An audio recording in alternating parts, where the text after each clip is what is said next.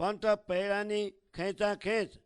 कोई कहे दान मोटू, कोई कहे ज्ञान, कोई कहे विज्ञान मोटू, हेम बड़े सौन मान। कोई कहे कर्म मोटू, कोई कहे मोटो काल, कोई कहे अगम मोटू, हेम रमे सौ पंपाल। कोई कहे तीर्थ मोटू, कोई कहे मोटू तप, कोई कहे शील मोटू, कोई कहे मोटू सत। कोई कहे विचार मोटो, कोई कहे मोटू व्रत, कोई कहे मठ मोती, हेम बड़े कै जुगत। कोई कहे करनी मोती, कोई कहे मुगत, कोई कहे भाव मोटो, कोई कहे भगत। कोई कहे कीर्तन मोटू, कोई कहे श्रवण, कोई कहे बंदनी मोती, कोई कहे अर्चन। कोई कहे ध्यान मोटू, कोई कहे धारण, कोई कहे सेवा मोती, कोई कहे अर्पण। कोई कहे शांत मोती, कोई कहे मोटोपन, रमेशौ ये निंद्रा माए, हृदय अंधारू अति घन। कोई कहे अप्रसंगे, कोई कहे निवेदन, कोई कहे हमें नियमधारी, पर मुके नहीं मेला मन। कोई कहे सतसंगत मोती, कोई कहे मोटो दास, कोई कहे विवेक मोटो, कोई कहे विश्वास। कोई कहे शिव मोटो, कोई कहे आद नारायण, कोई कहे आद शक्ति मोती, हेम करे तानु तान। कोई कहे आत्म मोती, कोई कहे परात्म, कोई कहे अहंकार मोटो, हे आद नो उत्पन्न। कोई कहे सकल व्यापी, दिशंतो सौ ब्रह्म, कोई कहे निर्गुण न्यारो, आदि से सौ भरम। कोई कहे सुन मोटू, कोई कहे निरंजन, सारा अर्थ सूझे नहीं, पछे बादे बड़े वचन। कोई कहे आकार मोटो, कोई कहे निराकार, कोई कहे माए जोत मोती, हेम बड़े भर्या विकार। कोई कहे पार ब्रह्म मोटो, कोई कहे परसोत्तम, वेदने बाद अंधकारे, बादे बढ़ता धर्म। प्रगट पंपाल दिशे रमता, अतिकानु अंधेरा, कया में साच तमे जूता, हेम फरे ते अबले फेरा। पंथ सौना ये आज पैया, जे बलगा माए बेराट, हे विध कही सौ बिगते, हे रच्यो माया थाट। परपंचे सौ पंथ चाले, कैले सुचरण निवास, हे रामत न जे जीव पोते, ते केम पामे साख्यात। कोई भैरव कोई अगिन, कोई करवतले, पार ब्रह्म ने पावे नहीं, जो तिल तिल कापे देह। अनेक स्वांगर में जुजाबा, असत ने अप्रमाण, मूल बिना जे पिंड पोते, ते केम पामे निर्वाण, ते केम पामे निर्वाण। अनेक स्वांगर में जुजाबा, असत ने अप्रमाण, मूल बिना जे पिंड पोते, ते केम पामे निर्वाण, ते केम पामे निर्वाण। चौपाई 21 प्रकरण 4 चौपाई 127। बोलो श्री प्राणनाथ प्यारे की जय। कलश गुजराती को चारों प्रकरण को हिंदी छाया। प्रत्येक संप्रदाय के लोग अपनी अपनी धारणा को सत्य मानते हैं। उदाहरणार्थ कोई कहता है कि दान करना ही सर्वोत्तम है, जबकि दूसरा ज्ञान को सर्वोत्तम मानता है। कोई कहते हैं कि विज्ञान की जानकारी ही सर्वश्रेष्ठ है। इस प्रकार वे सब अटकलें लगाते हैं। षटशास्त्र के ज्ञाता वो में से किसी मीमांसा मत वाले की मान्यता है कि कर्म ही सबसे बड़ा है, जबकि वैशेषिक मत वाले काल समय को बड़ा मानते हैं। कई लोग अगम को बड़ा मानते हैं। इस प्रकार सब झूठे भ्रम में भटक रहे हैं। कोई कहता है कि तीर्थ ही बड़ा है, कई तप को प्रधान मानते हैं। कुछ लोग शील संतोष की विशेषता बताते हैं, जबकि कोई सत्य को ही सबसे बड़ा मानते हैं। कोई शुद्ध विचारधारा को बड़ा मानते हैं, तो कोई व्रत को सर्वोपरि मानते हैं। कोई सद्बुद्धि को अति उत्तम मानते हैं। इस प्रकार युक्ति प्रत्युक्तियों के द्वारा अपना अपना मत प्रस्तुत करते हैं। कोई करनी शुद्ध कर्म को प्रधानता देते हैं, तो कोई मुक्ति को मुख्य कहते हैं, कोई भाव को बड़ा मानते हैं, तो कोई भक्ति को सर्वश्रेष्ठ मानते हैं। भक्ति में भी कई लोग कीर्तन भक्ति को श्रेष्ठ मानते हैं, तो कितने लोग श्रवण भक्ति को, कोई वंदना को उत्तम मानते हैं, तो कोई अर्चन को प्रधान कहते हैं, कोई ध्यान की प्रधानता बताते हैं, तो कोई धारण की, कोई सेवा शुश्रूषा तथा परोपकार को उत्तम मानते हैं, तो कोई समर्पण भाव को श्रेष्ठ मानते हैं। कई लोग संतोष को सर्वश्रेष्ठ मानते हैं, तो कई लोग प्रण संकल्प को ऊंचा मानते हैं। ये सब इस प्रकार अज्ञान रूपी निद्रा में भटक रहे हैं, क्योंकि उनके हृदय में अज्ञानता का अंधकार छाया हुआ है। कुछ लोग कहते हैं कि स्पर्श व्रत ही श्रेष्ठतम है, जब अन्य कई लोग निवेदन प्रत्येक वस्तु परमात्मा को अर्पण करना मुख्य मानते हैं। कोई कहते हैं कि हम तो नियमधारी हैं, किंतु वे भी मन की मलिनता को नहीं छोड़ते। कुछ लोग सत्संगत की प्रधानता बताते हैं, कुछ लोग परमात्मा के प्रति दास्य भाव रखने को कहते हैं, तथा कई विवेक को उत्तम समझते हैं, तो कई लोग विश्वास को ही सर्वोपरि मानते हैं। कुछ लोग कहते हैं कि भगवान सदाशिव सबसे बड़े हैं, वही कई लोग कहते हैं कि आदि नारायण की मुख्य हैं। किसी की मान्यता है कि आद्य शक्ति ही सर्वश्रेष्ठ है। इस प्रकार सब परस्पर विवाद में फंसकर देवताओं की मान्यता के प्रति खींचातानी करते हैं। कोई कहता है कि आत्मा ही सर्वश्रेष्ठ है, जबकि कई परमात्मा को श्रेष्ठ मानते हैं। कुछ एक तो अहंकार को प्रधानतम समझते हैं, क्योंकि सृष्टि में यह सबसे पहले उत्पन्न हुआ है। कुछ लोग परमात्मा को सर्वव्यापी मानते हैं तथा सर्वत्र ब्रह्म का ही दर्शन करते हैं। कई लोग ब्रह्म को इन सब वस्तुओं से परे निर्गुण निराकार मानते हैं। इस प्रकार चारों ओर भ्रांतियां दिखाई दे रही है। कोई शून्य को सर्वोपरि मानते हैं, तो कोई निरंजन शक्ति को सर्वश्रेष्ठ मानते हैं। ऐसे लोग शास्त्रों का वास्तविक अर्थ तो समझ नहीं पाते और वाद विवाद में पढ़कर झगड़ते रहते हैं। कोई साकार ब्रह्म को बड़ा मानते हैं, तो कोई इस जगत की नश्वरता को देखकर ब्रह्म को निराकार मानते हैं। कुछ एक के मतानुसार अंत की ज्योति स्वरूप में सर्वोपरि है। इस प्रकार विकारी लोग परस्पर झगड़ते रहते हैं। कुछ लोगों की ऐसा मान्यता है कि परब्रह्म परमात्मा ही सबसे बड़े हैं। कुछ लोग उन्हें पुरुषोत्तम कहते हैं। इस प्रकार ज्ञान के विवाद में पड़े हुए लोग अज्ञान रूपी अहंकार के कारण वाद विवाद के द्वारा धर्म की वृद्धि समझते हैं। ये सब लोग प्रत्यक्ष रूप से झूठे खेल खेलते हुए दिखाई देते हैं, क्योंकि इनके हृदय में प्रगाढ़ अंधकार भरा हुआ है। वे स्वयं को सच्चा और दूसरे को झूठा मानते हैं। इस प्रकार सब उल्टे चक्कर में फंसे हुए हैं। प्रत्येक संप्रदाय वालों का यही मार्ग है। वे सब विराट संसार से चिपके हुए हैं। इस प्रकार विराट का संभावित वृत्तांत कह दिया है।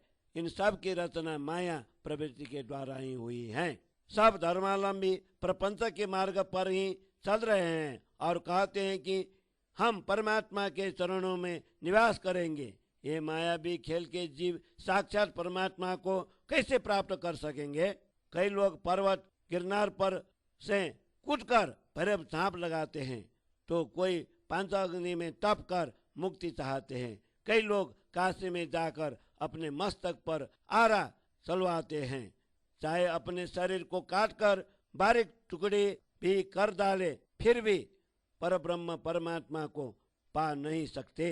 इस प्रकार लोग असत्य और अप्रामाणिक विभिन्न प्रकार के वेश धारण कर माया में खेल रहे हैं। ऐसे माया से उत्पन्न जीव का मूल ही माया है। अखंड शाश्वत मुक्ति कैसे प्राप्त कर पाएंगे? अखंड मुक्ति कैसे प्राप्त कर पाएंगे? इस प्रकार लोग असत्य और अप्रामाणिक विभिन्न प्रकार के वेश धारण कर माया में खेल रहे हैं। ऐसे माया से उत्पन्न जीव का मूल ही माया है।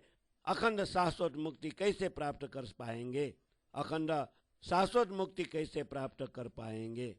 चौपाई 21 प्रकरण 4 चौपाई 127। बोलो श्री प्राणनाथ प्यारे की जय। बैरातनी जाली अनेक की भैया उपजे बैरात मुख बखाना बचन कई माए ठाए मोता पन पामे निर्वाण बोले सौ बेसुदमा कोई बचन का दे विशाला उत्पन्न सर्वे मोहनी तीर्थ जाय पंपाला बैरात कहे मारो फेर अबलो मूल छे आकाश दालो पसरी पातालमा हेम कहे वेद प्रकाश दौड़े सौ कोई फालने ऊंचा चढ़े आसमान आकाश फल मले नहीं कोई विचार नहीं वान फल दाल अगोचर आदि अंतराय पाताल बैरात वेद बने को एड़ा गुति तेरा मत जाल विद बने दिसे बिगते ना बने बलिमुखा गुति जालो बने जुगते मानिलिदा दुख सुख बन्ने कोएड़ा बेबातना बैरात ने बलि बेदा हे जीव जालो जाली बांध्या जाने नहीं कोई भेदा कड़ी न लादे के अने ये जालो निजी नासा त्रिगुण ने लादे नहीं तो शू करे मुदमानी सा दिखाड़वा तमने कोयड़ा की दाए उकेड़ी फेरा टालो आवलो जेम चलन चाले ते तान अबला टांग पूरा आमलो अबलो ये आत्मने खोती करे साची ते दिखे दे करे सगाई दे असू नहीं आत्मनी ओलखाना सनंद पाले दे असू ये मोजल अवलतान मर्दन अंगे चंदन चरचे प्रीति प्रीसे पाक सेज समारी सेवा करे जाने मूल संबंध साख्यात आत्म तले જ્યારે અંગથી ત્યારે અંગાતે વાલે સેવા કરતા જે બાલપને તે સંબંધ એવો પાલે हाथ पग मुख नेत्र नासिका सौ अंग तेना ते तेने कर सौ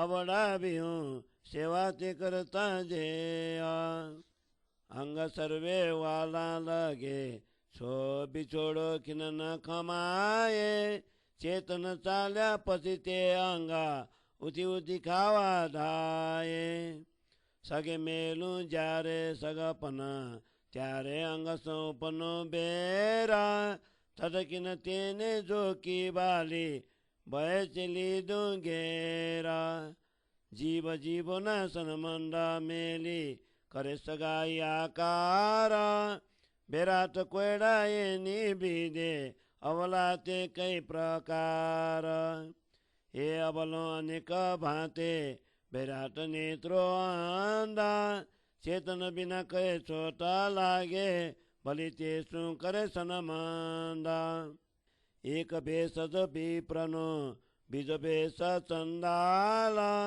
सबे छेड़े छोटा लागे संग बोले तत्काल भेष अंत दे निर्मल रमे माए भगवान देखाड़े नहीं केने मुख प्रकाशे नहीं नाम अंतराय नहीं एक किननी सन्या साचे रंगा अनिस द्रष्टा तमनी नहीं दिया सुसंगा विप्रवेश बाहर द्रष्टा खट कर्म पाले वेदा श्याम की न सुपने नहीं जाने नहीं ब्रह्म भेदा उदर कुतम कार दे उत्तमाई देखाड़े आंगा व्याकरण बाद विवादना अर्थ करे कई रंगा हवे कहो के ने सबे छेड़े अंग लागे छोता अदम तम विप्रांगे संदलांग उडोता उलखान सौने अंगनी आत्मनि नहीं द्रष्टा बैराटुन फिर बलो इन विदेशों श्रेष्ठ ये जुआ दादा भूता चाल चाले संसार ये प्रगति से आवलो जो जुआ करी विचार सतनि असत कहे असतनि सत करी जाने ते विद कैसा ऊँटा माने अवलय ये दाने आकार निराकार कहे निराकार ने आकार आप फरे सौ देखे फरता असत ने ये निर्धार मूल बिना बैराट उभो हेम कहे संसार तो बरमन जे पिंडा पोते ते किम कहे आकार आकार न कहे ते हने जन ते थाय भांगा काल ते निराकार पोते आकार सजिदानंदा मृगजल दृष्टि न राचिए जेनु ते नाम प्रपंच ये छलचे माया तनु रचते अबल संचा रचते अबल संचा मृगजल दृष्टि न राचिए जेनु ते नाम प्रपंच ये छलचे माया तनु रचते अबल संचा रचते अबल संचा चौपाई 31 प्रकरण 5 चौपाई 158। बोलो श्री प्राणनाथ प्यारे की जय। कलश गुजराती को 5वां प्रकरण को हिंदी छाया। इस संसार में अनेक कविजन हुए हैं जिन्होंने इस विराट की मुक्त कंठ से प्रशंसा की है। वे विशिष्ट शब्द प्रयोग करने से बड़े कहलाए परंतु निश्चय परम तत्व को प्राप्त नहीं कर पाए। इस प्रकार वर्णन करने वाले ने बेसुद्धि में जानकारी बिना ही अपना अनेक कविताओं में विशिष्ट शब्दों का प्रयोग किया है, परंतु उनके वाणी महतत्व से उत्पन्न होने के कारण श्रुति सिद्ध होती है। वेदों में कहा गया है कि यह विराट का चक्र ही उलटा है, क्योंकि इसका मूल आकाश में है और शाखाएं पाताल की ओर फैली हुई है। इस संसार रूपी वृक्ष का फल प्राप्त करने के लिए सब लोग ऊंची ऊंची महत्वाकांक्षा ये लेकर आकाश तक उड़ान भरते हैं, किंतु उसके फल आकाश में नहीं मिलते हैं, अर्थात ऐसी झूठी उड़ान में सुख की प्राप्ति नहीं होती है। वेद के इन वचनों पर कोई विचार ही नहीं करता। इस संसार रूपी वृक्ष के फल तथा डालियां अदृश्य इंद्रियातीत हैं। इस ब्रह्मांड के बीच पाताल से लेकर वैकुंठ तक अज्ञान का पर्दा टंगा हुआ है। इस अज्ञानता के कारण विराट का संबंध और वेद का कर्मकांड ये दोनों अज्ञानियों के लिए पहेली के समान बनकर उलझन पैदा करते हैं। यह संसार इस प्रकार के जाल में फंसा हुआ है। इन दोनों वेद और विराट की उत्पत्ति इस प्रकार की है कि शेषाई भगवान की नाभि से कमल उत्पन्न हुआ, इस कमल से ब्रह्मा जी उत्पन्न हुए, ब्रह्मा जी के मुख से वेद और विराट की सृष्टि हुई। दोनों के भीतर मायावी अज्ञानता का जाल फैला हुआ है, अर्थात सुख दुख मानकर बैठे हुए हैं। ये दोनों वेद और विराट दो प्रकार की उलझने पहेली है। विराट द्वारा पारिवारिक संबंध तथा वेद द्वारा कर्मकांड की उलझन पैदा होती है। जीवात्मा को इन दोनों ने कसकर बांध रखा है, इसका रहस्य कोई नहीं जानता। विराट तथा वेद का सच्चा अर्थ और उन्हें खोलने की क्षमता किसी के पास नहीं है। यह जाल किस प्रकार का है यह किसी को ज्ञात नहीं है। यहाँ तक कि ब्रह्मांड के अधिपति ब्रह्मा विष्णु महेश को भी यह ज्ञान नहीं है, तो यह मूढ़ मनुष्य कर ही क्या सकता है। हे सुंदर साथ जी, आप सबको यह झूठा खेल दिखाने के लिए इस झूठे अंधकार पूर्ण संसार की रचना की गई है। अब मैं इसका उल्टा चक्र मायावी उलझन हटाकर उन्हें जड़ से उखाड़ दूंगी, ताकि माया के छल का कोई प्रभाव तुम पर न पड़े। इस संसार का आकर्षण उल्टा माया के ओर से ले जाने वाला है, जिसका कोई अंत नहीं होता। सत रज तम रूपी भंवरी उल्टी दिशा में चल रही है, जिसके कारण आत्मा को अनित्य और झूठे शरीर को नित्य समझा जाने लगा है। ये संसारी लोग इस नाशवान शरीर के साथ संबंध स्थापित करते हैं। उन्हें आत्मा की पहचान नहीं है। वे शरीर के साथ के मायावी झूठे संबंध का पालन करते हैं। इस प्रकार मोहजल भवसागर का उल्टा ही आकर्षण है। इस मृत्यु को प्राप्त होने वाले शरीर पर तेल का मर्दन और चंदन आदि सुगंधित द्रव्यों का लेपन करते हैं तथा अत्यंत प्रेम से रसोई बनाकर भोजन परोसते हैं। विश्रांति के लिए शैया को ठीक कर अच्छी तरह सेवा शुश्रूषा करते हैं। ऐसा लगता है कि मानो इस शरीर के साथ उनका मूल संबंध है। जब इस शरीर से जीव निकल जाता है तब इसकी सेवा करने वाले पुत्र पौत्रादि जन अपने ही हाथों से इसका अग्निदग्ध संस्कार करते हैं। बचपन से ही जिस शरीर की लाड प्यार से सेवा करते रहे उसी के साथ इस प्रकार संबंध रखते हैं। मृतक शरीर के सब अंग, हाथ, पांव, मुख, नेत्र, नासिका आदि यथावत ही है। इनमें कोई परिवर्तन दिखाई नहीं देता। जिस शरीर की वे अच्छी प्रकार सेवा करते थे, अब आत्मा के निकल जाने के बाद उसी शरीर ने पूरे घर को छूट लगा दी। मृत्यु से पूर्व सभी अंग प्रत्यंग अत्यंत प्यारे लगते थे, यहाँ तक कि एक क्षण का वियोग भी सहन नहीं होता था। किंतु आत्मा रूपी चैतन्य के निकल जाने के बाद शरीर के वही अंग भयानक लगने लगते हैं, मानो उठ उठ कर खाने के लिए डर रहे हो। चैतन्य रूपी आत्मा ने जब शरीर का संबंध छोड़ दिया तब उसी शरीर के प्रति बैर वैमनस्य उत्पन्न हो जाता है।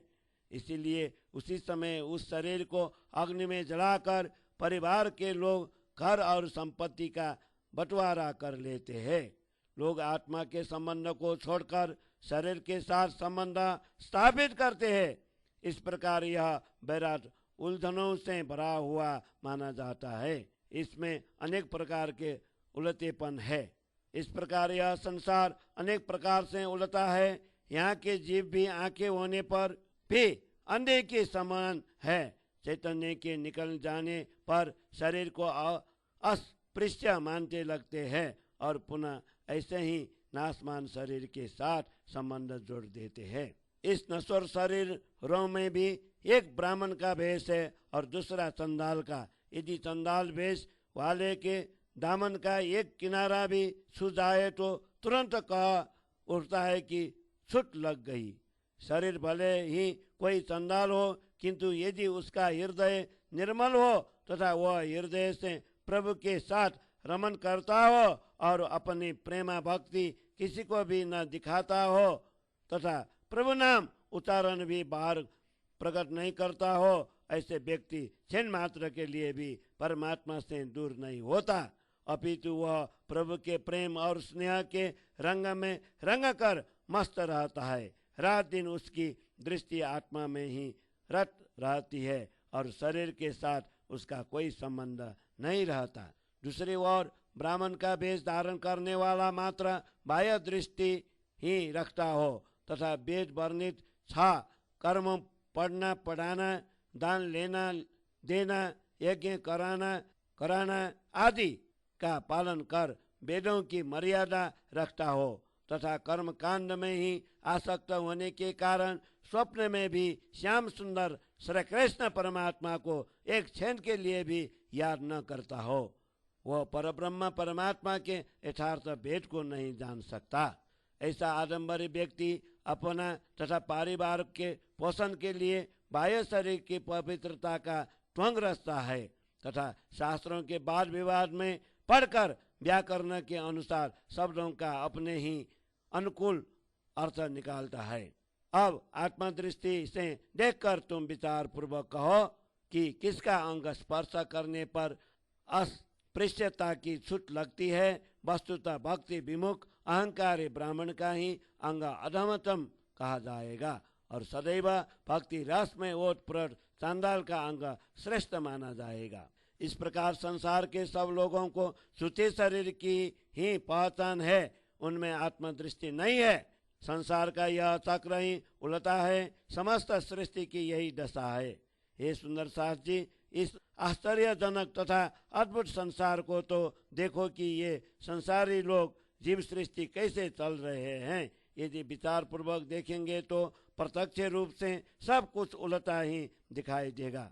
ये लोग सत्य आत्मा को असत्य झूठा मानते हैं, जबकि असत्य झूठे शरीर को सत्य अमर समझते हैं। इसका वृत्तांत आपसे कहती हूँ कि इस प्रकार शरीर एवं विराट के चिन्ह उल्टे ही दिखाई देते हैं।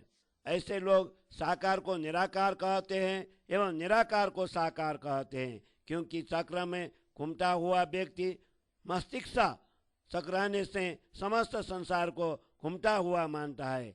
इसी प्रकार अज्ञान में भ्रमित लोग सभी को उल्टा समझते हैं। यह वैराट संसार किसी मूल या आधार के बिना ही खड़ा है। संसार के समस्त प्राणी इस तथ्य को स्वीकार करते हैं, तो फिर यह शरीर भी भ्रम का ही रचा हुआ प्रतीति मात्र है। इसे साकार कैसे कहा जा सकता है?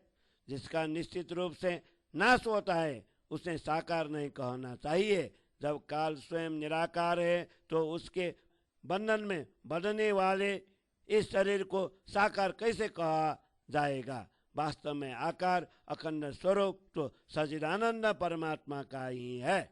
इसीलिए सुंदर सास जी, मृगजल के समान परमात्मक दिखने वाले इस संसार के भ्रम में मत पड़ो, जिसका नाम ही प्रपंच झूठा है। वस्तुतः यह संसार तो छल रूपी माया का ही नाम है। इसकी रचना का क्रम ही उलटा है। इसका रचना का क्रम ही उलटा है। इसीलिए ये सुंदर सास जी, मृगजल के समान परमात्मा दिखने वाले इस संसार को भ्रम में मत पड़ो, जिसका नाम ही प्रपंच झूठा है। वस्तुतः यह संसार तो छल रूपी माया का ही नाम है। इसका रचना का क्रम ही उलटा है। इसका रचना का क्रम ही उलटा है। चौपाई 31 प्रकरण 5 चौपाई 158।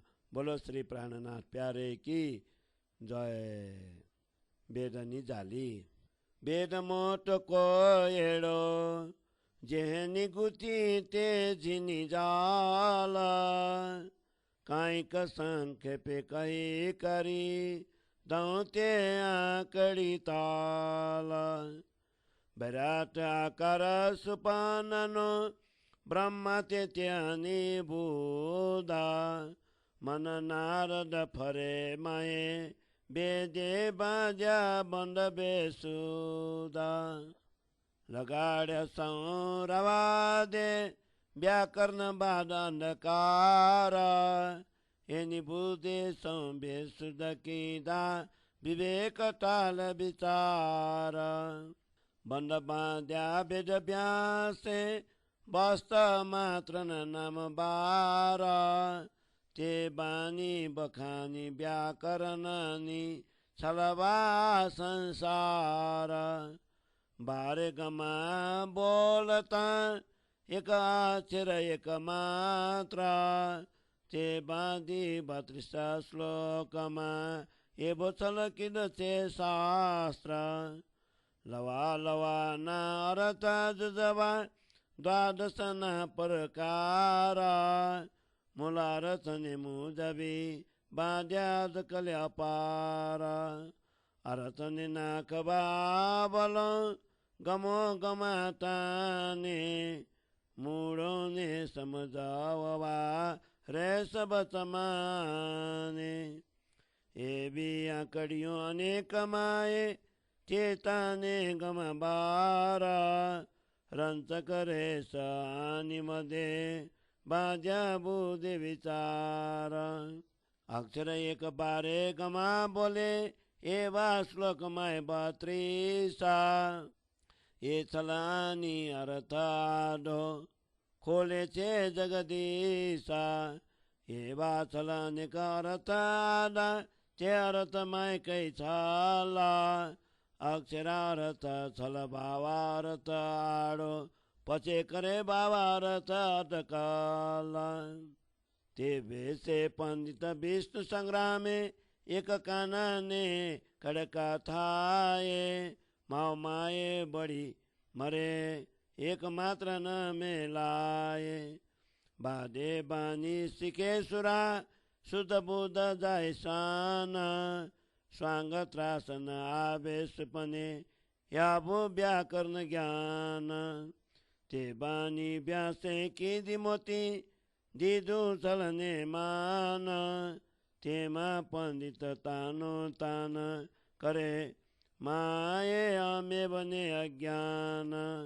ए चल पंडित बानिने मान मुड़ो मा पामे ए मुड़ पंडित संथल न पुल ब्याये निबो में आ प्रगत जे प्राकृत जे मा चल काई चाले एमा अर्थ न थाए अवल ते पंडित न झाले आ पादरी बानी माए प्रगत एक अर्थ न दाके वचन बला के त्यारे आने ज्यारे चल माना के ये चल रामत जैनी ते जाने बिजी रामत संसाला ये चलना जीवन छूते चलती जो देखो करता बाला पहले मुझबन कहे बेदानी बीजी बेदनी मुझबाना ये संकेप कहे में समझवा ये चलते अधिगाना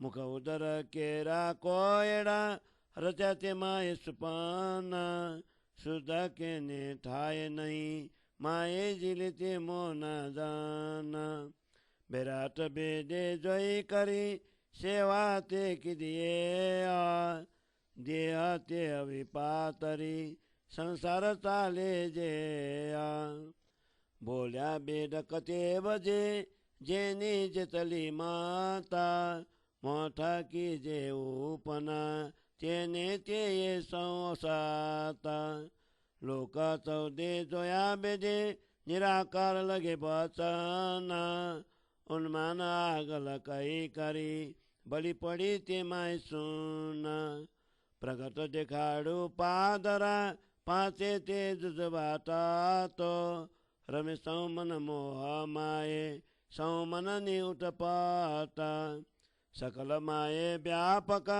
ठावर ने जंगामा सौठ किए असंग लगो ये म काव्य गामा दस दिशा भव सागर जुएते सुपन आवरण पाकल मोहनु निराकार काव्य सुन ए ब्रह्मांड न कोई कोएड़ो रामत चौदे भवन सुरासुर कै अनेक बाते छवला चला उत्पन्न वनस्पति पशुपांकी मनक जीवन जानता मचक जल सागर साते रच्यो सौ पर प्रांता जीवो माये जन साधु दबी उपनीते चारे खाना ठावर जंगम सौमली लाख 84 जिरमाना कोई वैकुंठ कोई जमपुरी कोई स्वर्ग पाताला रमे पाचे न माय पूतला बीज सागर आदि पाला ये रामतनो बेपार करे चेने माते जमनो दांडा कोई कदी न स्वर्ग सौंपी पति नरक ने कुंडा तेरे लोके आन फरे संजमपुर सिरदारा जे जाने नहीं जगदीश ने ते खाए मोकम मारा हे रामतनि लेव देव मेली करे बैकुंठनु बेपारा हे जीवनी मोक्ष सतलोक कोई पार निराकार 14 लोक इंदा मध्ये पोम जोजन कोट 50 अष्टकुली पर्वत जोजन लाख 64 5 ताटो 6 आत्मा शास्त्र सब माये माता ये निर्माण बांधिने लाई सुपन की दुसाता जोया ते साते सागर अनि जोया ते सते लोका पाताल साथे जोइया, जागेपछि सौफोका, जागेपछि सौफोका, जोया ते साथी सागर अनि जोया ते साथी लोका, पाताल साथे जोइया, जागेपछि सौफोका, जाग्यापछि सौफोका। चौपाई 35 प्रकरण 6 चौपाई 193। बोलो श्री प्राणनाथ प्यारे की जय। कलश गुजराती को 6 प्रकरण को हिंदी छाया। वेदों में पहली के समान उलझाने वाली बहुत सी बातें हैं, जिसमें कर्म, उपासना व ज्ञान रूपी बारीक जाली बनाई गई है। इसके बारे में संक्षेप में वर्णन कर उनका रहस्य खोल रहे हैं। विराट का आकार स्वप्नवत है। ब्रह्मा जी उसके बुद्धि रूप में विराजमान है। उनके द्वारा प्रसारित वेदों के ज्ञान के कारण विश्व का संचालन होता है। मन रूपी नारद जी चंचल होकर सर्वत्र घूमते रहते हैं। इस प्रकार सब कुछ होने पर भी वैदिक कर्मकांड रूपी बंधनों में पड़कर सब लोग परमात्मा के प्रति बेशुद्ध बने हुए हैं। व्याकरणवाद, तर्क वितर्क ने सबको वाद विवाद में फंसाकर अंधकार में डाल दिया है। परमात्मा की भक्ति में तर्क का कोई स्थान नहीं है। इस तर्क वितर्क की बुद्धि ने सबको बेशुद्ध बना दिया है। परिणाम स्वरूप विवेक और विचार उनसे दूर हट गए। वेद व्यास जी ने वैदिक कर्मकांड के नियम बनाए। इसके कारण लोग अर्थ ज्ञान के अभाव में बंधन में फंस जाते हैं। व्याकरण के शब्द ज्ञान में तो एक अक्षर की 12 मात्राओं में खिंचातानी होती है। भोले मानवों को धोखा देने के लिए व्याकरण के बाह्य ज्ञान की अधिक प्रशंसा की गई है। एक एक मात्रा करके एक अक्षर में 12 मात्राएं लगाकर लोग एक शब्द के 12 प्रकार के अर्थ करने लगे और उन मात्राओं को एक श्लोक में बांटकर 32 अक्षरों वाला अनुष्टुप छंद बनाया। इस प्रकार अल्पज्ञों ने शास्त्रों के श्लोकों की व्याख्या करते समय चातुर्य दिखाकर सामान्य लोगों को बुलाया है। अलग अलग मात्राओं का अलग अलग अर्थ कर एक ही शब्द के 12 प्रकार के अर्थ दिखलाए। शब्दों के मूल अर्थ को उलटाकर अपनी चतुराई से नया अर्थ लगाकर लोगों को भ्रम में डाल दिया। अल्पज्ञानी जन अहंकार के कारण अपने चातुर्य को दिखाने के लिए मूल अर्थ को उल्टा बताकर शास्त्रों के अर्थ करने में खिंचातानी करते हैं। अज्ञानी लोगों को समझाने के लिए कहते हैं कि उनके अर्थ में रहस्य छिपा हुआ है। इसकी पुष्टि के लिए बीच बीच में कथा वार्ता दृष्टांत भी सुनाते रहते हैं। शास्त्रों में ऐसे अनेक भेद हैं जिनके अर्थ 12 तरफ खींचे जा सकते हैं। शास्त्रों के ऐसे प्रसंगों का अर्थ करने वाले अल्पज्ञ जन अपनी चातुर्यपूर्ण बुद्धि द्वारा बीच बीच में रोचक वार्ताओं का समावेश कर लोगों को भ्रमित करते हैं। खिंचातानी करने से तो एक एक अक्षर के 12 अर्थ हो जाता है। अनुष्टुप छंद में एक श्लोक में 32 अक्षर होते हैं। उनका अर्थ समझाते समय बीच बीच में छल कपट का भी प्रवेश हो जाता है। ऐसे छल कपट के माध्यम द्वारा पंडित जन प्रभु की खोज करते हैं।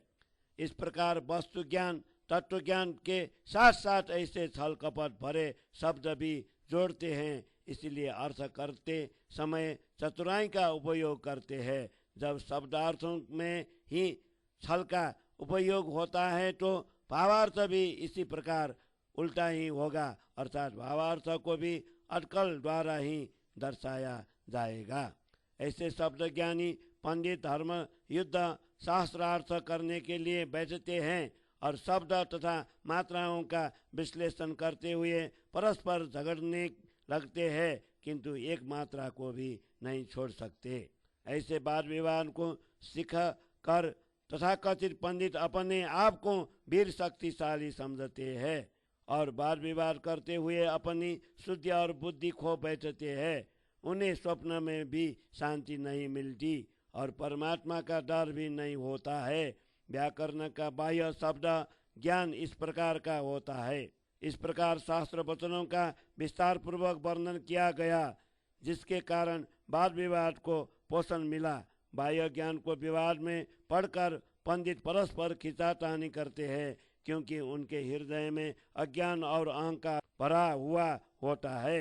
इस प्रकार का छल तथा चतुराई युक्त ज्ञान सीखे हुए पंडित लोग अहंकार के वशीभूत होकर अल्पज्ञों के बीच मान प्रतिष्ठा प्राप्त करते हैं। ऐसे मूढ़ पंडित अपने छल कपट द्वारा संसार में भ्रम पैदा करते हैं और स्वयं भी भ्रम में पड़े रहते हैं। यह जो हमारी स्पष्ट तथा प्राकृत बोलचाल की भाषा हिंदी है, इसमें किसी भी प्रकार का छल कपट नहीं चल सकता तथा इस भाषा में उल्टा अर्थ भी नहीं लगा सकते। परंतु ऐसे भाषा को पंडित लोग हाथ भी नहीं लगाते, अर्थात मान्यता ही नहीं देते। इस सीधी सादी भाषा में तत्व ज्ञान स्पष्ट रूप से समझा जा सकता है, फिर भी इस भाषा का एक अर्थ भी ये लोग नहीं देखते हैं। सामान्य मानवों को छल में डालने के लिए ये अपनी वाणी में खिंचातान खड़े करते हैं। इस मायावी संसार के खेल को वही आत्माएं जान सकती है जिनके लिए यह बनाया गया है।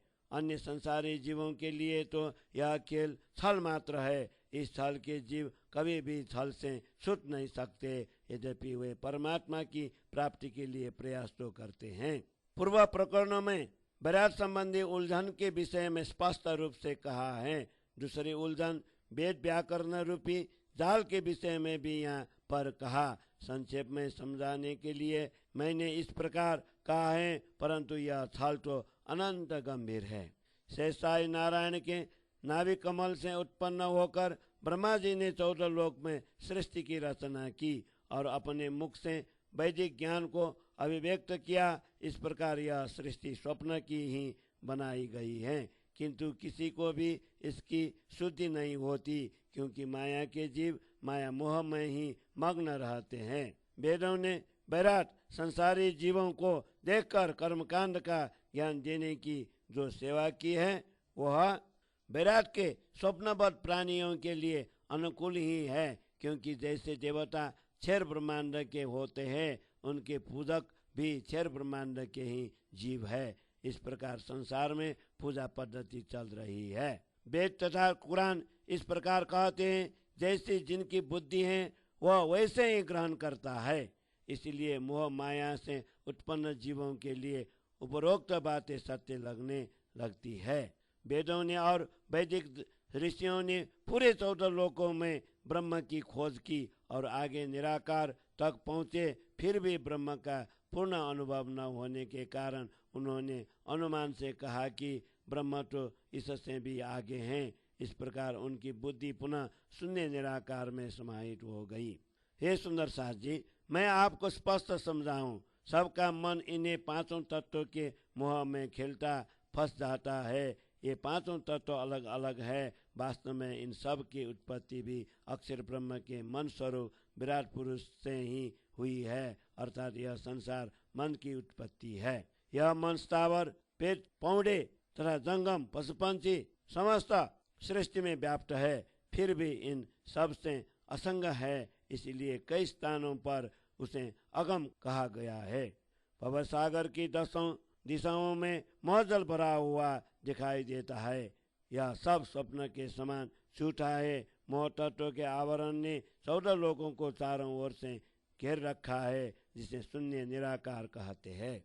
यह संसार उलझनों के कारण अंधकार रूप है। 14 लोगों के खेल भी उलझनों से भरे हुए हैं। उनके बीच देव दानव आदि कई प्रकार के जीव रहते हैं, जो छल रूपी माया में भ्रमित करने के लिए उत्पन्न हुए हैं।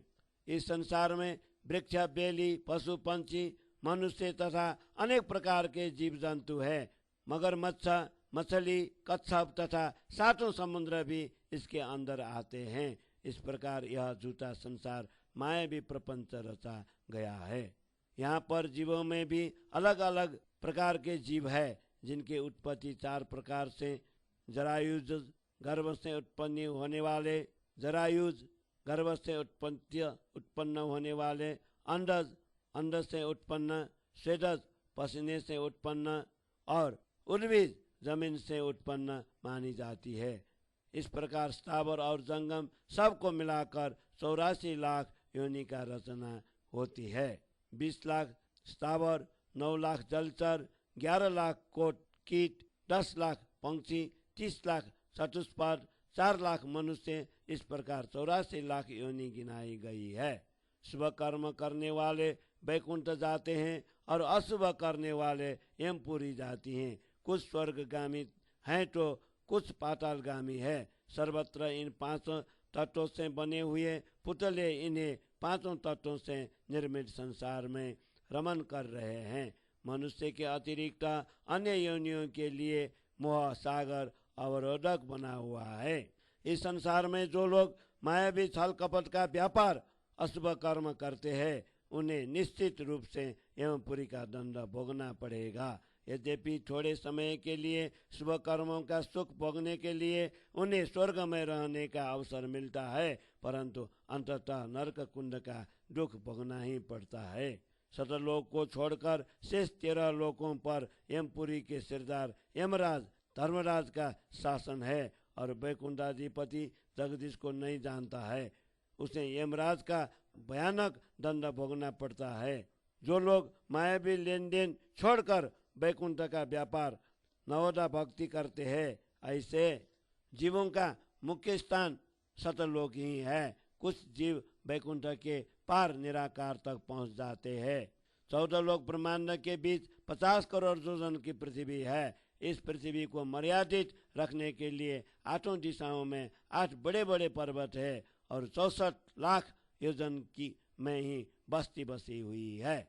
इस शरीर में 5 तत्व तथा 36 विशुद्ध आत्मा है। प्रत्येक शास्त्र का यही मत है। इस प्रकार संसार की रचना में बचकर इस स्वप्नबद्ध झूठे संसार को हम सत्य मान बैठे हैं। मैंने 7 सागर देखे हैं, ऊपर के 7 लोक तथा नीचे के 7 पाताल भी देखे हैं, परंतु आत्मा जागृत हो जाने के बाद ऐसा प्रतीत होता है कि यह सब झूठा है, यह सब झूठा है। मैंने 7 सागर देखे हैं, ऊपर के 7 लोक तथा नीचे के 7 पाताल भी देखे हैं, परंतु आत्मा जागृत हो जाने के बाद ऐसा प्रतीत होता है कि यह सब झूठा है, यह सब झूठा है। चौपाई 35 प्रकरण 6, चौपाई 193। बोलो श्री प्राणनाथ प्यारे की जय। अवतारण प्रकरण। ये छलता ये बहुतो जेमा हाथ न सुझे आता, दृष्टि थे बंद पड़े तेमा आव्यो ते सगलो साथ, तेमा ते बालाजीए आवीने छोड़ो साथ, बीजला भी घर थकी कीधो जो तनो प्रकाश, ये रामत करी तम माते तमे जो व्याजे आ, रामत जोई घेर चालसु बाटो ते करसु ये હવે 14 लोक चारे गमा मैं मथ्या जोई बचना, मोजला सागर मायती काद्या ते 5 रतन, पहला कया मैं साधने 5 तना ये नामा, सुखदेव ने सनकादिका महादेव भगवान, नारायण लक्ष्मी जी विष्णु माये, विष्णु थके उत्पन्ना, अंग समाये अंगमा ये नई बासना, कबीर साख जपूरबा ल्याव्यो ते बचन विशाला, प्रगट 5 ये थया बीजा सागर आदि पाला, बलि एक कागल का दिया सुखदेव जी नो सारा, हदियों कोयड़ा बेदी समाचार, तमे राम जोवा कारणे इच्छा ते की दिए हा, ते माते सोमा पियूं आकयूं कौतुक जेया, अमे राम रखी तो जोई जो अखन करूं आवार, बुधने शोभा दऊं सतकरी प्रगट पार, अवतार 24 विष्णुना वैकुंठ आवे जाए, ते विद सर्वे कौ विगते जेम सनंद सम जाए, अवतार 21 ये मध्य તે આડો થયો કલ્પાંત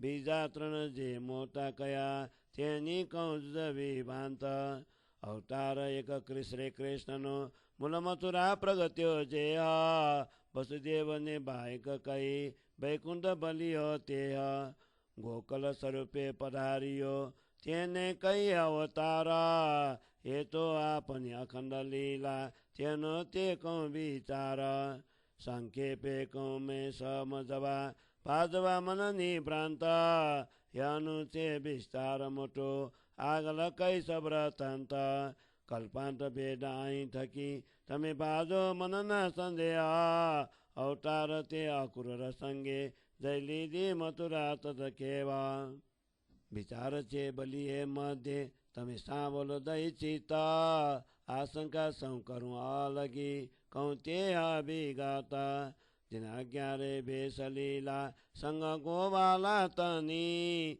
7 દિન ગોકલ મધ્ય પછી ચાલા મથુરા ભાની તનકબાજી આસ્તી મલ મારી ત્યારે થયા દિન ચારા કંસ પછાડી વસુદેવ છોડી યા થકી અવતાર કીધું જરા સંદસ રટા ઉડાવ્યા જ્યાં થકી કૃષ્ણ વિષ્ણુમય થયા વૈકુંઠમાં વિષ્ણુ ત્યારે નથી વૈકુંઠથી જોત બલિ આવી શિષપાલ ઓમ્યો જે મુખ સમાની શ્રી કૃષ્ણને પુરી શાક સુખદેવે તે કીધું રાજા મથુરા દ્વારકા વર્ષ 112 પ્રવાસ સંગારીને ઉગાડ્યા વૈકુંઠ દ્વારા જીનાતલા ગોપહુતો મોતી બુધન અવતાર લવલેશ કાંઈક કહું એ હનો આગળ અતિ વિસ્તાર કોઈક કાલ બુધરાસની ગ્રહી જોગબાઈ સકલ આવી ઉદર મારે વાસ કીધો બ્રજ પામી પલ પલ અંગ મારે સંગ પામી મેં દીધું તારતમ બલ તે બલ લઈ બેરાટ પસરી બ્રહ્માંડ થાશે નિર્મલ દૈત કાલિંગો મારીને સન્મુખ કરશે તત્કાલ લીલા મારી દેખાડીને તાલશે જમની જાલ આ દેખો છો દૈત જોરાવર વ્યાપી રહ્યો બેરાટ કામ ક્રોધ ઉન્મદ અહંકાર ચાલે આપો પની બાટ બેરાટ આખું લોક 14 ચાલે આપો પની મત મન માને રમે સૌએ ફરીને બલ્યો સાતા એને સંગાર સે એક શબ્દ શું વાર ન લાગે લગાર લોક 14 પસરશે એ બુધ શબ્દ ન મારા હું મારું તો જો હોય કાંઈ ન ખમે લવાની દોતા મારી બુધે એક લવે એવા મારે તે કોટા ન કોટા ઉતી છે બાની અનેક આગમ યનો ગોપ છે અજબાસ બેરાટ આંખું એક મુખ બોલે બુધને પ્રકાશ ચાલશે સૌ એક ચાલે બીજું ઓતરે નહીં વાક બોલે તો જો કાંઈ હોય બાકી ચૂતી ઉડાડું તુલાક હવે એ વચન કહું કેતલા એનો આગળ થશે વિસ્તાર મારે સંગ આવી એની દ પામી તે નિરાકાર ને પારબુદ પામ્યા પછી યાનો માનો મોટો થાશે અક્ષર કિન નવ મૂકે અલગી મારી સંગતિ મસ્દરશે અવતાર જે ન્યા કલંકનો તે આસો અધૂરો રાયો પુરુષથી તો નહીં નહીં ને તુરીને કલંકી તો કાયો અવતાર આ ભૂતના પછી હવે બીજો તે થાય કેમ વિકાર કાઢી સૌ સોના સંકીદા અવતારના જેમ અવતારથી ઉત્તમ થયા ત્યાં અવતારનું શું કામ કીધો સરવાલો સૌનો ત્યાં બીજું ન રાખું નામ પૈયા દેખાડ્યા પારના અવિચલ માનવ દેખાયો ત્યાં અગિયા અવતારમાં અજવાસ અહીંયા સ્યોરાયો એની પેરે તમે પ્રી થજો અવતારણ થાય અન્ન પુરુષતા પહેલો ના કયો વિચારી જુઓ વચન રખે કેને ઢોકો રહે આ જુઆ કયા અવતાર તો એ કેની બુદ્ધિ વિષ્ણુને જગવી પહોંચાડ્યો પાર સુખજીએ અવતાર સૌ કયા પણ બુદ્ધમાં રહ્યો સંદેહ યન ચોખ કરી નવ સાક્યો ते तो केम कय लीला ये तो अक्षरातीतनी लीला हमारी जय। पहले संसार संबाजिने भली कैसा काई कते पैरात ने बिदकाई तमने रखे राको मन संदेह। अखंड को कलने प्रतिबिंब बलिकाई प्रसभूते अजवास अखंड अमकने नहीं अंतराय पाओ राति रासरमी गोकला व्या प्रतिबिंब लीला ठाकी। तारतम सूरज प्रगत्यो सकल तय प्रकाश लागी शिखर पाताल जलक्यो फड़ियो आकाश। किरण सगले कोलाबियो गई बेराटु न ज्ञान दृदाओ चौक सलोक चौदनो उडाड्यो नुमान। बलि जोत झाली नव रहे बचमा बिन ठाम अखण्ड माए पसरी देखाडो ब्रज विश्राम। देखाडो ब्रज विश्राम बलि जोत झाली नव रहे बचमा बिन ठाम अखण्ड माए पसरी देखाडो ब्रज विश्राम। देखाडो ब्रज विश्राम। चौपाई 47 प्रकरण 7 चौपाई 240। बोलो श्री प्राणनाथ प्यारे की जय। कलश गुजराती को 7वें प्रकरण को हिंदी छाया। इस संसार में अज्ञान रूपी अंधकार इस प्रकार व्याप्त था जिसके कारण एक हाथ से दूसरे हाथ की जितनी दूरी भी नहीं सूझती थी। इसमें दृष्टि मात्र डालने पर जन्म लेते ही मनुष्य मोह के बंधन में फंस जाता है। ऐसे अंधकार रूप संसार में ब्रह्मात्माएं आई। इसलिए प्रियतम सदगुरु ने इस संसार में आकर माया में फंसी हुई ब्रह्मात्माओं को मायावी बंधन से मुक्त किया। वे अखंड घर परम धाम से तारतम ज्ञान का बीज ले आए और उन्होंने इसकी ज्योति का प्रकाश फैलाया। हे सुंदर साथ जी, यह मायावी संसार का खेल तुम्हारे लिए ही रचाया गया है जिसे देखने के लिए तुम सब यहाँ आए हो। इस खेल को देखकर पुनः परम धाम चलेंगे और वहाँ जाकर यहाँ की बातें करेंगे। अब 14 लोगों तथा चारों दिशाओं के सब शास्त्र पुराणों के वचनों का अवलोकन कर मैंने मंथन किया और इस भवसागर के मोहजल से 5 रत्न निकाले अर्थात उत्तम ज्ञान धारा वाली पंच वासनाओं को परखा। मैंने सुंदर साठ को पहले ही इन 5 रत्नों वासनाओं के नाम कह दिया है। इनमें एक है सुखदेव जी मुनि, दूसरे हैं ब्रह्मा जी के मानस पुत्र सनकादिक, तीसरे भगवान महादेव हैं।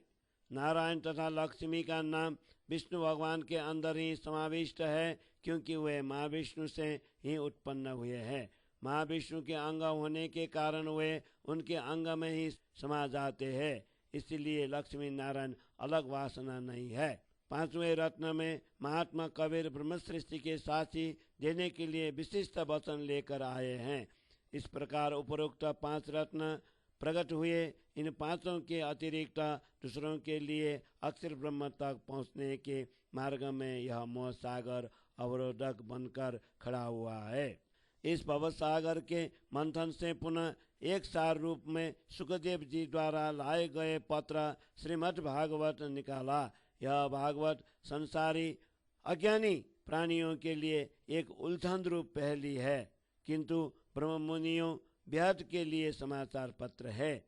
हे सुंदर साथ जी, तुमने संसार के खेल देखने की इच्छा प्रकट की थी, इसलिए मैंने इस संसार को माया और कौतूहल बस सार तत्व के रूप में पंचवासना और भागवत की बात की। हमने मायावी संसार का खेल अच्छी तरह देखा किंतु इसमें सार्थकता तभी मानी जाएगी जब मैं उसे अक्षर ब्रह्म के मन में अंकित कर अखंड बना दूं। शून्य निराकार से परे प्रेम धाम के अखंड सुखों को प्रकट कर यह सब शोभा श्रेय अक्षर ब्रह्म की बुद्धि को दे दूं। विष्णु भगवान के 24 अवतार वैकुंठ धाम से आते हैं तथा अपना कार्य पूर्ण होने पर वापस चल जाते हैं। उन अवतारों का विवरण विस्तार पूर्वक प्रकट कर रही हूँ ताकि पूर्ण ज्ञान समझने में आ जाए।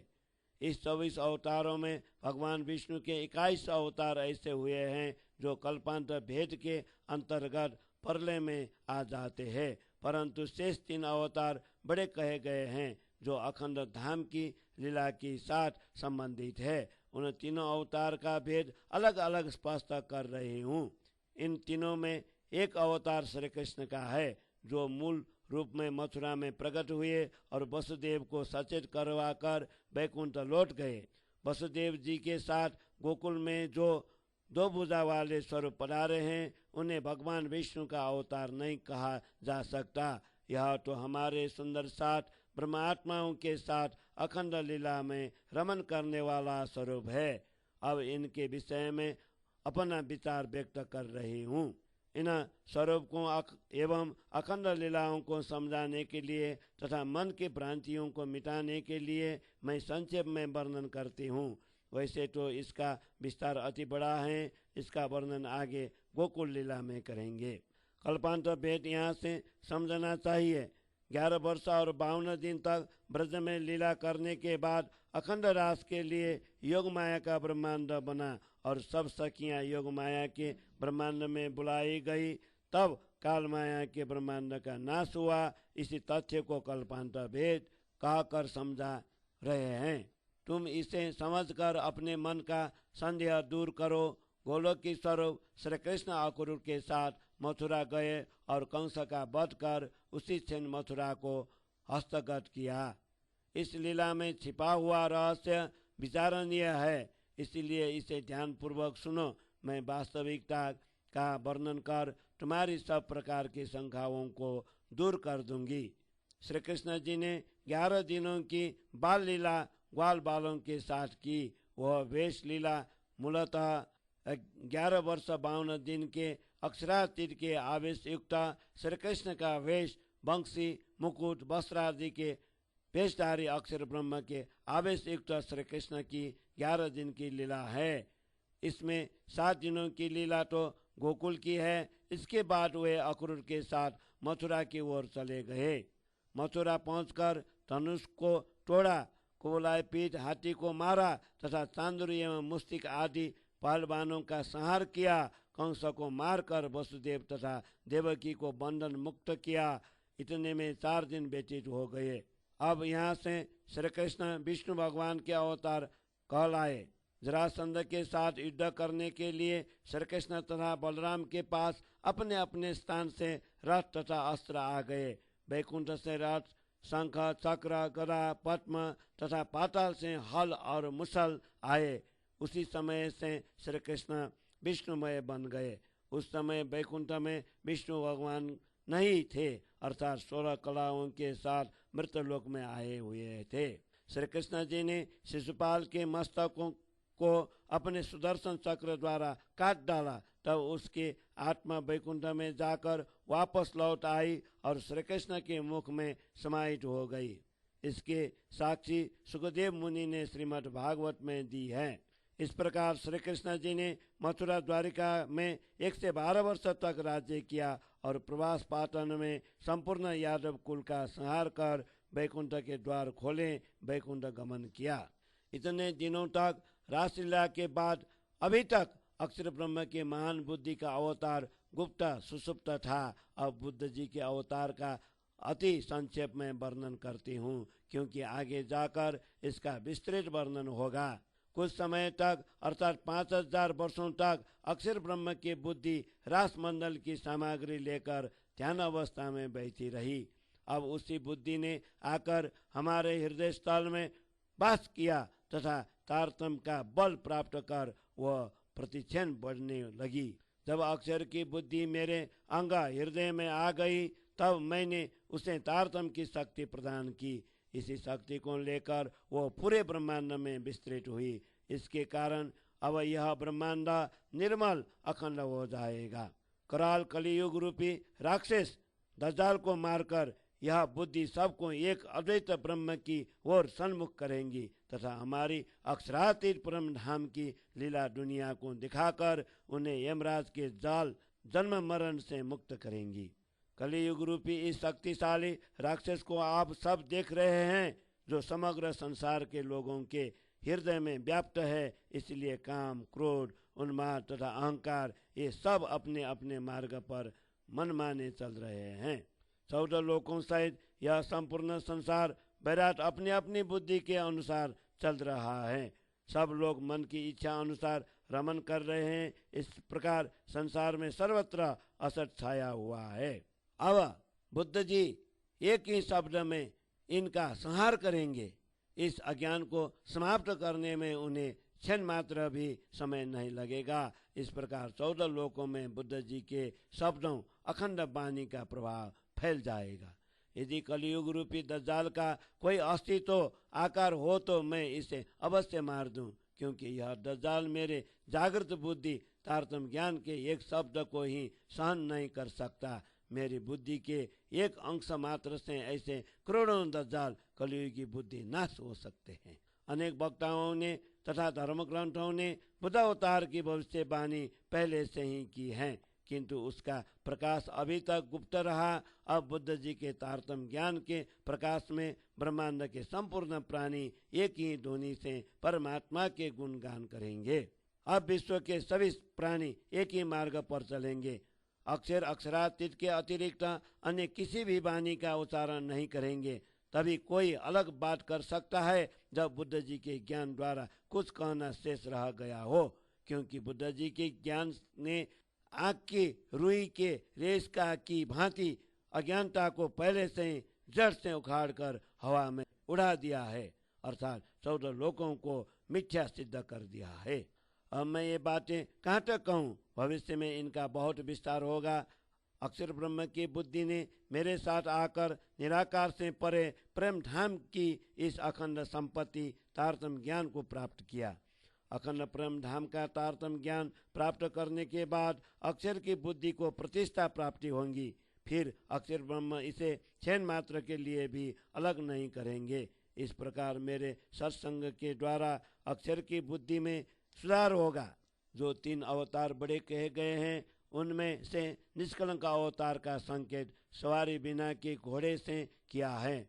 उसके 3 पैर पृथ्वी पर है और एक पैर ऊंचा उठा हुआ है, तथा घोड़े पर कोई सवार न होने के कारण उसे अधूरा कहा गया है। उस घोड़े पर आरोहण करने वाले पुरुष को सुखदेव मुनि अपनी आंखों से न देख सके, इसलिए घोड़े को कलंकित कहा। आरोही मिलने पर जब घोड़ा चारों पैर पृथ्वी पर रखेगा तभी निष्कलंक कहलाएगा। इस बुद्ध अवतार के बाद अब दूसरा अवतार किस प्रकार होगा, क्योंकि सांसारिक प्राणियों के विकार को अक्षरातीत के अखंड तारतम्य ज्ञान द्वारा दूर कर उन्हें भी अन्य अवतारी पुरुषों के समान भी बना दिया है। अखंड प्रेम धाम तथा अक्षरातीत के तारतम्य ज्ञान के प्रसार एवं प्रकाश के कारण संसार के मनुष्य भी कथनी तथा रहनी सहन में अवतारों से भी उत्तम हो गया है।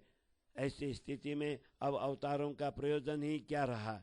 इसी अवतार में सभी अवतारों की शक्ति तथा ज्ञान राशि समाविष्ट हो गई है, इसलिए अन्य किसी अवतार का नाम नहीं रखा। इस निष्कलंक बुद्ध अवतार ने सबको अखंड मुक्ति का मार्ग दिखा दिया। अखंड तारतम्य ज्ञान रूपी सूर्य का उदय हो चुका है। अब यहाँ पहले के अवतारों का प्रकाश की अर्थात सब निस्तेज हो गए हैं। हे सुंदर साथ जी, आप सब इस प्रकार समझेंगे। अब दूसरा अवतार नहीं होगा, क्योंकि घोड़े पर सवार होने वाले पुरुष के विषय में पहले भी कुछ नहीं कहा गया था। अब इन वचनों को विचार पूर्वक देखो। किसी को इन अवतारों को समझने में शंका न रहे, इसलिए मैंने अलग अलग अवतारों का वर्णन किया है।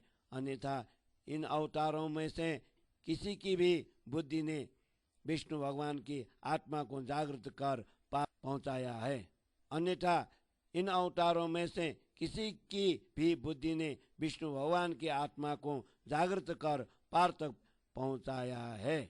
सुखदेव मुनि ने अन्य सब अवतारों का वर्णन किया, परंतु बुद्ध अवतार के विषय में उन्हें भी संदेह हुआ। जब वे इस स्वरूप का स्पष्ट निर्णय ही नहीं कर सके तो इनकी बुद्ध अवतार की लीला का वर्णन कैसे कर सके। निष्कलंक अवतार की लीला तो अक्षरातीत पूर्ण ब्रह्म की लीला है। यह लीला हमारे अखंड कार ब्रह्म धाम की है। अब सर्वप्रथम अनेक ब्रह्म की अवधारणा को दूर कर सबकी संख्याएं मिटा दूं, फिर इस लीला का थोड़ा सा वर्णन करूंगी।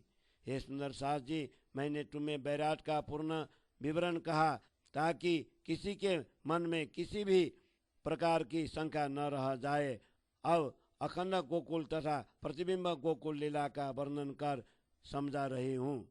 हमारे पास धामधनी के तारतम्य ज्ञान का अखंड प्रकाश है, उसमें रति भर भी अंतर नहीं है। रास रमणोपरांत पुनः जब काल माया का ब्रह्मांड रचा गया तो उस समय गोकुल में रमन करने वाली गोपियां प्रगति, यहीं से प्रतिबिंब लीला आरंभ होती है।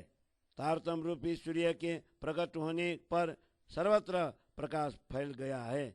इस तेजोमय प्रकाश ने पाताल से वैकुंठ तक सभी को प्रकाशित कर दिया है, यहाँ तक कि वह ब्रह्मांड आकाश को भी फोड़कर आगे निकल गया। अखंड तारतम्य ज्ञान रूपी सूर्य की किरणें सर्वत्र व्याप्त हो गई है। परिणामतः संसार का अज्ञान अंधकार दूर हो गया। 14 लोक के प्राणियों के हृदय में उपरोक्त तथ्य अंकित हो गया तथा इसने दुनिया के जीवों के ब्रह्म विषयक अनुमान को भी उड़ा दिया। अब तारतम्य ज्ञान की ज्योति अपने अखंड स्थान के बिना बीच में नहीं रुकेंगी। उसका प्रकाश अखंड ब्रज राज तक फैल गया और उसके हमें विश्राम स्थल अखंड ब्रज दिखा दिया और उसने हमें विश्राम स्थान अखंड ब्रज दिखा दिया। अब तारतम्य ज्ञान की ज्योति अपने अखंड स्थान के बिना बीच में नहीं रुकेंगी। उसका प्रकाश अखंड ब्रज राज तक फैल गया और उसने हमें विश्राम स्थान अखंड ब्रज दिखा दिया और उसने हमें विश्राम स्थान अखंड ब्रज दिखा दिया। चौपाई 47 प्रकरण 7 चौपाई 240। बोलो श्री प्राणनाथ प्यारे की जय। राज श्याम राज श्याम राज श्याम काई है, राज श्याम राज श्याम राज श्याम काई है। जय विधि रखे श्याम ते विधि रही है, जय विधि रखे श्याम ते विधि रही है। बोलो श्री प्राणनाथ प्यारे की जय।